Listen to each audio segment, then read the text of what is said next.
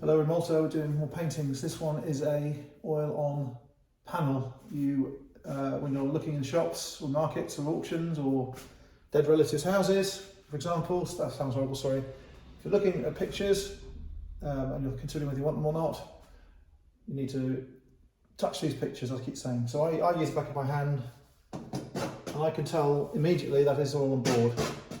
And to a degree, you can tell whether it's a board or a thin board or an artist board or a piece of wood. You can develop a sixth sense, which you should have. It saves a lot of faffing about. So I know, looking at that picture, that it's mid-20th century.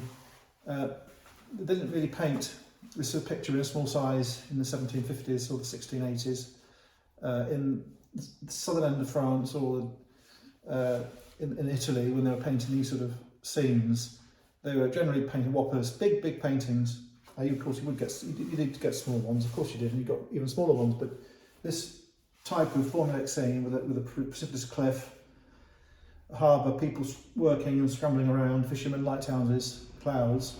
Usually there were big pictures. Usually, so this is an unsigned, formulaic, predictable, usable furnishings painting from the mid-20th century. At its very earliest, it could be the 1920s. At its very latest, it could be the 1960s or 70s. I make the assumption that it was framed at the same time it was painted. The board and the frame don't look like they're late 20th century.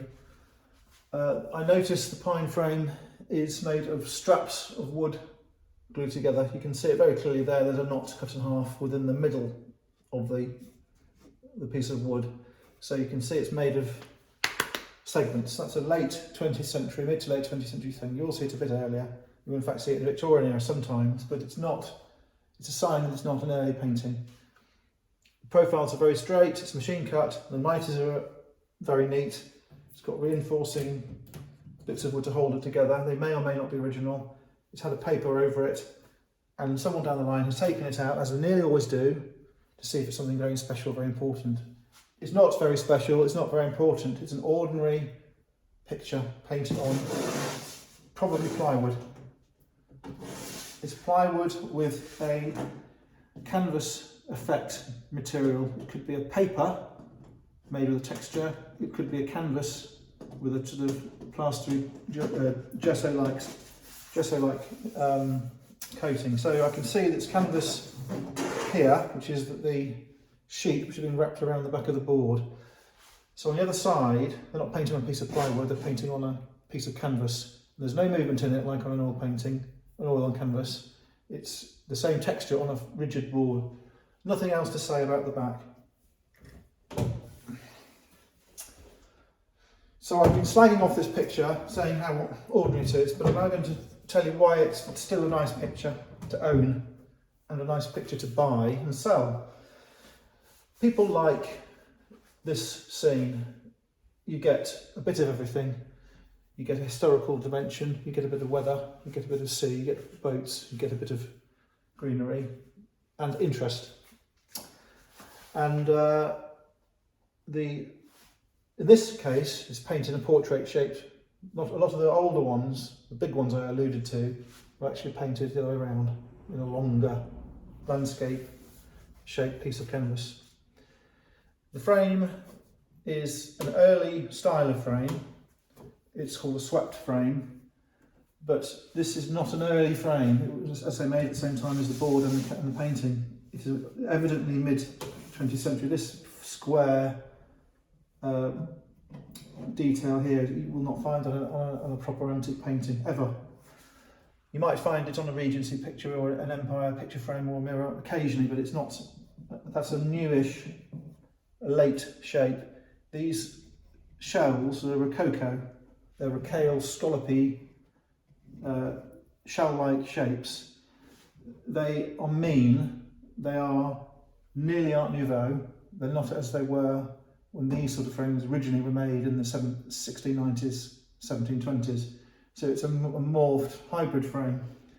It is a Rechampi style frame, R-E-C-H-A-M-P-I, Rechampi style frame. They use this coloured background and they just used the raised trim to highlight the gold. And in this case, it's all green, which is very, very common in France. You'll see it's not only on picture frames, you'll see furniture painted that way, sideboards, even whole rooms will be painted with all panelling. So it's not untrodden. Boat, flag, fishermen, sailors, lighthouse. And in France they call it a phare, P-H-A-R-E. Now I think this is a French picture because I think that the lighthouse is French. And I think that in this case, it would have been painted for the southern French market, Marseille or something like that. I imagine, I don't know, I'm guessing. It's a Neapolitan style in a way because you've got the puffy shirts, you've got this layout, which I've seen so many times, and you will see it all over the place in Naples.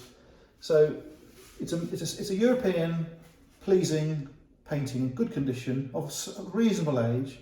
It's a very palatable, usable picture. It can go to many, many, many homes. It's not too big, not gloomy. People can understand it. A child can look at it and see what it is. It doesn't need skilled interpretation. As I say, I think that's a French lighthouse. I don't know whether they would have put a lighthouse on a cliff top, to be honest. I just don't think that's realistic. But it's a nice picture. It's got the texture. It's got a nice gloss to it. It doesn't need restoring. As I say, I use the expression furnishings picture. There's no point in me singing its praises in an academic way, saying, oh, it's painted by him and it da-da-da-da-da. It's not that sort of picture. This is a picture to use and look at.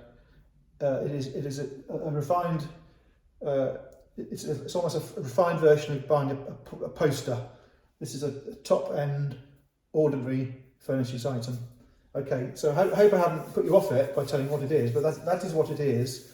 And when you see the price, you'll understand it is priced accordingly. Thank you.